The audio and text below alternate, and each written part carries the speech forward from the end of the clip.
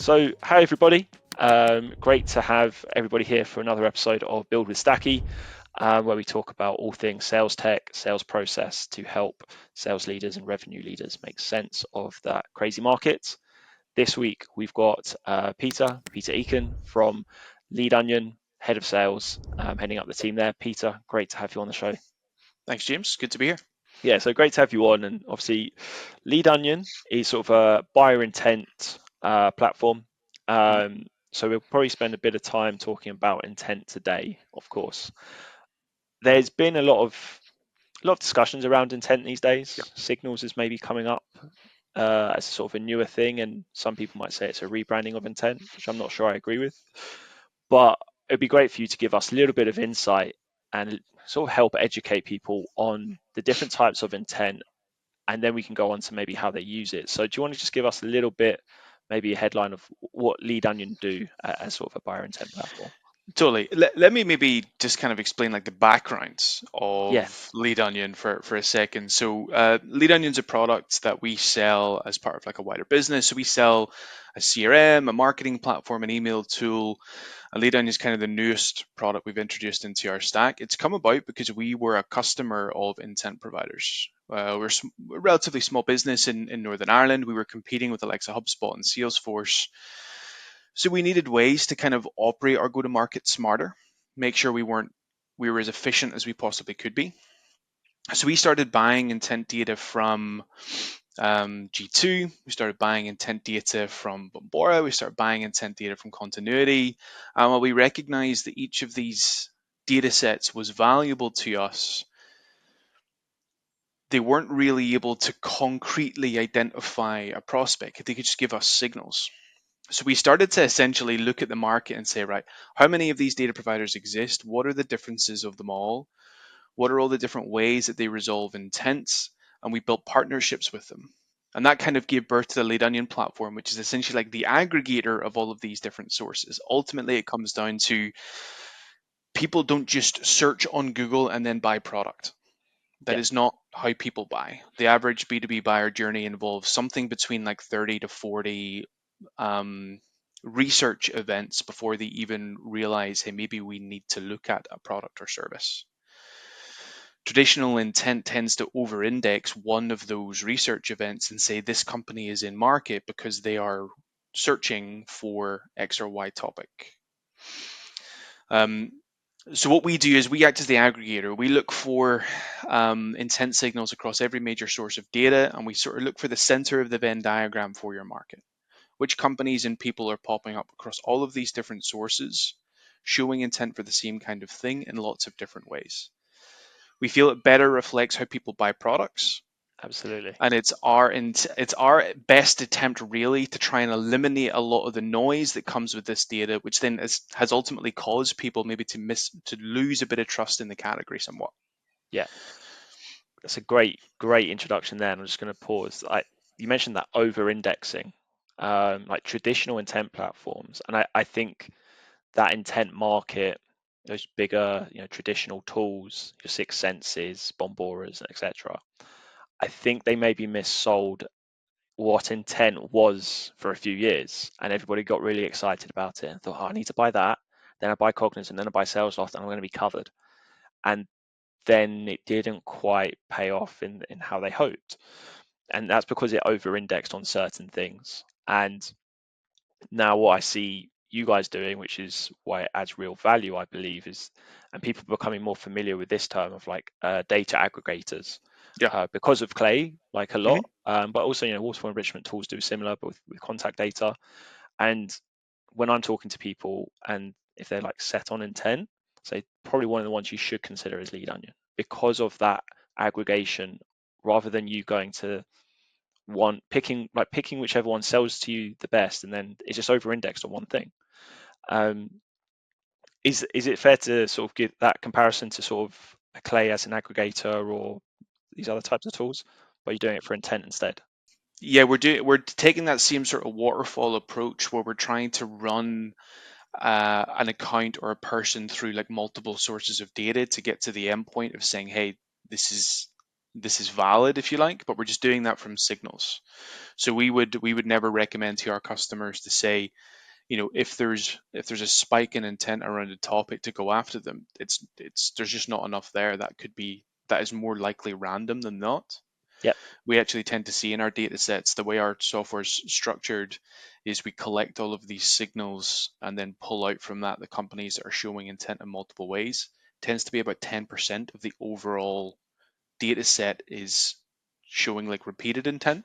So that tells you like 90% of the data you get from a source is they just do it once and never again, which is a clear signal to tell you that that is not someone that's in market, because it was just someone tripped an intent signal because they were learning about their job, or like they were trying to learn what terminology meant. These things cause that noise. Exactly. And that's the thing, like noise, like, and that's, as you know, that's why we build Stakki. We're trying to help reduce some of that noise, help people consolidate, and that's why I think Lead Onion really fits well into that. um so you can use something like Lead Onion. We can add, I think one of the key aspects there is, no matter what tools people are using, if you want to be able to aggregate as much of the intent and data into one place, because that helps your sales team focus and act on the right things. Yep. What do we do with, how would you suggest people make best use of that intent data, once they've got it, the right type of level of intent being shown, going onto their list or wherever they work? What's the best way for people to use it? Because again, going back to, it was maybe missold at times in the past. People say, "Oh, who's in market right now?" And that's, "Oh, wicked. This person's shown intent. I'll call them, and they're going to take a meeting, and we'll close them in a month." Is that how it's going to work, or how would you recommend people use it? Well, I think the thing that's always important to state here is that intent doesn't make stupid smart. It is not a magic bullet that's going to make a sales process that is already struggling to generate meetings magically start to generate them. Hmm. Um, with intent, there's three primary ways we would look at businesses to make sure they're getting maximum value, and it comes down to in understanding what the signals are telling you about where the business is. So in total with Leading, we track about 22 different ways intent is shown. So some of these ways involve things like general education. Are they reading content about a keyword or a topic that describes a pain they may have that your business can solve? Like, for example, at Lead Onion, we use our own platform to generate our leads. The best educational topic we track is sales training and coaching. Not because we sell that service, but because what does that tell us about our customer? They probably are struggling to sell. And they're taking serious investment in supporting that team. Correct. Correct. Yes. We have to assume that not everybody knows my buyer intent exists. Not everybody's going to search for it. And quite frankly, it's irrelevant to us whether they are or not directly. Obviously, it's helpful if they're like directly saying, "Hey, lead onion buyer intent." It's a pretty strong signal, but that just doesn't happen very often. Instead, we want to look at intent signals that tell us about pain points and problems the market has, the specific people in that market, so we can then come at that and say, "Hey, like, we can help improve your sales process by just making sure you have a stronger foundation of data to be calling into." Mhm. So three ways that we'd recommend customers use intent. So number one, understanding where people are, having a marketing engine that's nurturing early stage signals. It shouldn't be a case that marketing's doing stuff over here and then sales is looking at intent over here. Mhm. For the folks that aren't sales ready, the people that are just doing that educational content, target them with ads, target them with nurture, email, webinar invitations, so that by the time they warm up to sales, your business has already been marketing to them. Mhm. Step two, then have this as a sales play, but make sure you're following up on the right signals. Again, our software tracks about 22 different types of intent. Some of these include visits to your website, visits to G2, interactions with competitors. Again, the folks that are sales ready are probably going to be doing market evaluation. So they've done that educational research. They've moved now on to looking at suppliers, probably in G2, looking at categories or sources like that. Hopefully, luckily, maybe they've come to your website at some point. Those are bottom of funnel signals. So that's where you want your SDRs calling out. Yeah. And then the third, and I think probably the most underutilized use case, this is in retention teams. Intent data is designed to tell you which businesses are showing interest in a given product. What happens if some of those are your customers? Mhm. So we have clients that use our data for churn prevention. So they look at their big accounts 6 months out from renewal and say, have we got any competitor spikes in here? Have we got any new stakeholders that are searching for this that we haven't been engaging in sort of our QBRs and stuff like that? And have they hired? Have they grown? Have they had investments and funding? Can we upsell? Yeah. Uh, that third one and like that retention piece, I think is a great point as well. I was talking to Tom Parker, sales consultant at Sales Architect, really good RevOps background, and he was saying that like kind of that CS in that retention piece is sometimes just like forgotten about a little bit because people are so focused on top of funnel, getting things in, closing revenue, and you get all that sorted and nailed, and then you start to think about retention later. And actually, there's huge gains to be won there. And I think there is a move across go to market where, because of the availability, the sophistication of a lot of tools out there now, just as you literally just described through marketing, sales, retention, you can use these tools to support every team. It doesn't just have to be the top of funnel. And I think that's where intent can shift to actually having a much bigger impact on the wider company rather than keep trying to sell it as like a SDR support tool. Totally, yeah, and I think when we talk about kind of mis-selling intent, I think that is one of the key ways that maybe it has been missold, where vendors have kind of looked at what is the function with the biggest budget. Yeah, Naturally, that is sales. They're already spending a lot of money on data. yeah, Let's sell more. So I think that's kind of where, there's, and that's something we really look at with our customers, is really looking to explore, hey, in what other areas of your business can you guys benefit from this? And it is a bit of an education piece, because a lot of our customers come to us and say, I just want leads to call. We sort of have to set expectations and say, yeah, totally. I mean, there are going to be signals that are sales ready that you can follow up with, but have you thought about your retention strategy? How much your base are you losing every year? yeah, Because if you can retain more of that, then the more you sell, the more you grow. Quite frankly, because if you're killing it in sales but half your customers leave, then you're going to struggle. yeah. And you're making everyone's life harder and more stressful. Exactly. Excellent. Look, that's all really great insight. And I think what be helpful specifically for our audience is maybe just a little look at kind of how you, maybe the stack that you recommend to customers, or how you guys yourselves probably look at your sales stack. Obviously, we've got Lead Onion in there, but what CRM are you using at the moment, and how does that work alongside sort of Lead Onion or the intent? Well, we probably are a little bit biased on this part of the conversation, James, because we use our Simplify platform for everything. Simplify is an all-in-one intent CRM, sales and marketing tool, so it covers pretty much our entire stack. We then use Instantly to give us a little bit of additional cold email air cover. Perfect. Um, and then we pretty much have everything integrated into our Slack system. So Nice. that's So kind you're of how we that work. lean. Yes, yeah, we use three core tools, Amazing. Instantly, our own Simplify platform, and then Slack. And from a sales perspective, what we're doing with that Slack integration is that when a high intent signal comes through, so for example, one of the alerts I get in Slack, which then creates that lead as a lead in my CRM, Mhm. is when a CEO or a founder of a mid-market tech or software company searches for intent data specifically. So very, very narrow the signal and persona that I want to make sure I'm talking to. Yeah, So when that happens, that creates that as a lead in my Simplify CRM, sends me a Slack alert with that person's telephone number, email address, and LinkedIn profile. And then I follow up and reach out.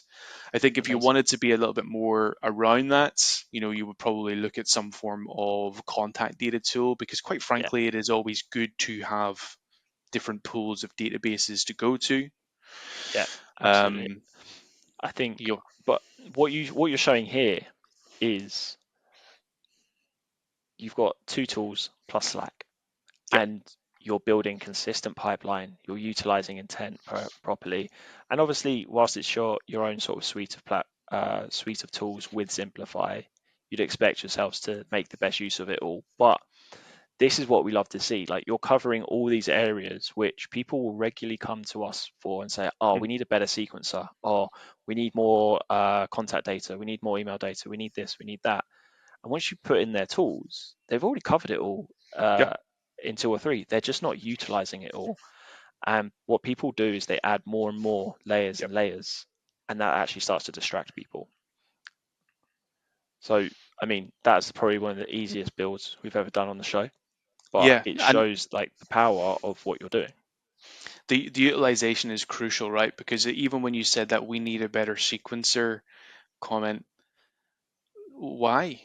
Do you know what is it, the like what makes one better than the other? Really, it's setting activities to follow. You just need to get better at the one you've got. Or if you don't have one, yes, think about adding one. But that's kind of what our goal with the Simplify product has been. And then Lead Onion essentially exists in the market to fulfill that, where folks are already far too down the line with an implementation of, say, a big Salesforce instance, right? And they're, the pain of migrating all of their systems is way too challenging. So in those kinds of instances, Lead Onion just acts as your data source, right? And it just integrates neatly. So while in that build you had, Simplify, Slack, and Instantly, if you've already got your if you've already got your primary CRM, then you're just replacing Simplify with a HubSpot or a Salesforce or something, and it's the same build here. We're a big believer in doing everything as lean as possible. Um, and we've worked with companies who often have more software than they have people. Yeah. And the the key here, and why we partner, is you believe something similar to us. It's not about wedging tools in to try and solve pipeline issues. It's actually, you need the foundation, and then you need good the right data, and you need to know how to use it. And Yes, you've already gone through, you get all this good buyer intent data, you aggregate it within your own platform, so you're getting the right the best quality data intent. And then you're also then considering at what different strategies, so whether it be marketing, whether it be sales, whether it be retention, to approach those. And you can do all of that through one main channel. Obviously, Instantly is a great email infrastructure, email automation tool. So you can rely on that. Maybe for other companies, they might add a dialer, something like a Cloud Talk, an Aircall, depending on where they are. But the simplicity allows reps to focus, allows marketing and sales to work more closely together. And that's what builds pipeline consistency over time, not this jumping between different things, chasing like a signal, which has maybe been over indexed just from one platform. exactly, exactly. Yeah. I think from really what I think businesses should be striving toward is that, you know, their sales team, their SDRs, their marketing team all have the same understanding of what the ideal customer looks like, and they're all looking at the same data set. They're just acting on it at different stages. That's what we're really trying to help businesses do by just essentially saying this is all of the intent basically that exists on the market from the major providers of it. At any given moment, here is every single account and person that is showing some form of signal of interest, whether that be something really, really high level, like they're hiring sales reps, to something real bottom of funnel, like we've got 20, 30 different ways they've shown interest in your business. And then just internally aligning on like, this is what marketing nurture, this is the handover point to our SDRs, and how we run that, kind of moving forward. That's the critical part, because I think too often an SDR team is focused on either a set of data that only they have access. Marketing is then spending lots of money on an advertising campaign where there's no overlap. Yeah. And it's the only point where the two teams sort of align is like that MQL, right? Someone downloads a form, and then hopefully your SDRs are not so burnt out on that type of lead source that they're actually calling out to it and seeing, if it's good. So that's the bit we want to try and fix for our customers, saying kind of look at your market as a whole, make sure everyone that's in the go to market side of the business, that's marketing, sales, CS, are all going after the same set of people, because these are the ones that are interested today. Whether they do something or not, whether they buy from you or talk to you, we don't know. But these are the folks that are showing signals. Everyone else is not. You also make a great point in there as well. Like everyone has been in those teams where MQLs get handed over, and like it's sales don't like it. They complain, point fingers back at marketing. Marketing point fingers saying, "Well, you're not following up with any of our MQLs." Sales saying, "Oh, they're not good enough. It's just a website visit or whatever." Whereas if you're actually working from the same data set and you recognize the different baby stages of intent, how to use that, then you start to all sing from the same hymn sheet, and that's where maybe people build better ABMs type strategies. Teams just work more cohesively. Totally. At the start of this conversation, James, we sort of talked about, like, you'd sort of hinted that there was maybe like an education piece, and I think that's a big thing. I think that's a big thing people aren't really able to do with a lot of the current intent solutions, because they don't tell you what the intent means. They just tell you if it's high, medium, or low. So there's very little understanding that goes in behind that. So naturally, you just say high intent means they're going to buy from me. Yeah, One of the things that we're actually doing this at the minute with a client who's sort of going through implementation with us is because we recognize that there's so many different ways people can show intent. There's so many different places that this data can exist, and we want to bring it all together. One of the things we do is we create kind of custom intent scoring models with our clients. So, like, if Stakki onboarded us today, you would define, these are all the ways someone might show interest in my business, but these are the most important 3 or 4. yeah, And what that helps to do, I think, is get everybody aligned on what the data means. So when our software says someone has high intent, they know it's because they've hit these 3 or 4 key things for us, like a pricing page visit, a specific competitor research, funding round, whatever that may be. And I think that's really important for just the internal education and adoption. Intent can be complicated. You shouldn't have to be, you know, um, a data guy to get it. But one of the things we want to do with our customers is to be able to say, okay, well, what does high intent for your business specifically mean? Because it may be very different from the next client we onboard. yeah. And that's a great point, because I think often, and I've probably been guilty of this myself in the past, sales teams will look at high intent. Oh, that means they're buying stuff like this in the next month. They're the one. And then low intent is like they visited a website once, and that, like, just in salespeople's minds, until they've had maybe the education that you're putting out there, that's just kind of how they see it. There's not really much nuance to it. But you're right, depending on the company, intent means, like, what you want to mark as high intent can be different company to company. And again, it's why a tool like Lead Onion is really great for aggregating all the different vendors into one place and making it useful specific to your team. Yeah. And it is more complicated to do. It is, you got to put some thought into it, but ultimately that thought pays off in the long run. Absolutely. Yeah. We have a company that works with us that does work around events. So people attending events regularly is a very high signal for them. Whereas another client will look at events and say that is completely irrelevant to us. Right? We don't attend events, so we don't care who's going to events. So these things just get lost when you try. I think when you're working with a tool that just oversimplifies it, where you're just saying high, medium, or low. What does high, medium, and low mean for your business specifically? And you got to make sure you're capable of making that difference.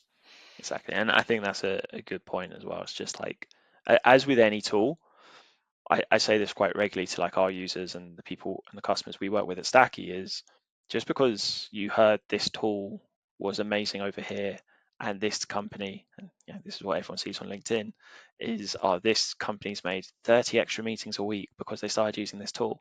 Doesn't mean it's right for your audience, your market, your region, the way your team work, the channel that your prospects respond on. And there's also very few tools. There's still a few, like, bad tools in the market, but most tools are all pretty good and do very similar things. And it's about finding the ones that work specifically for your team. Totally. Mhm. Absolutely great to have you on, Peter. I'm sure there's like great education there, and plenty of things that people can take away and learn. Maybe just readjust their sort of preconceptions about intent, um, and actually start to think, actually, this is something that would be a great fit for our team, our company. Where should people go to find out more about yourself, learn more from yourself, and also about Lead Onion and Simplify? Yeah, well, first up, follow me on LinkedIn. Just Peter Eakin on LinkedIn. You'll find me attached to both the Lead Onion and Simplify pages. I post kind of a lot on there, generally about kind of go to market data, how to look at signals and intent in a more kind of holistic way. You're keen to kind of check out what intent exists for your business today, you can jump to our website at leadonion.ai or simplify.com. If you like depending on kind of what your stack looks like, if you're a small business seeking a lot of different tools, check us out at Simplify. We'll probably have you covered for everything you need in one place. If you've already got a pretty defined setup and set of tools, head over to Lead Onion. We'll connect to what you have. We offer a sample of the market. So plug your website in, our AI will check out your business, recommend a set of signals and personas to go after. You'll then see kind of real time intelligence for your market over a week. So you can understand, hey, this is what intent looks like for my market today.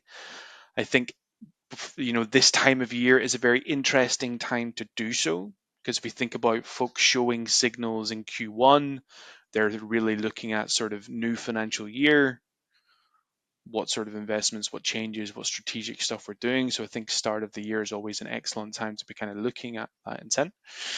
And yeah, to check us out on LinkedIn as well. We're always posting sort of helpful tips and stuff there. Excellent. Thanks very much, Peter.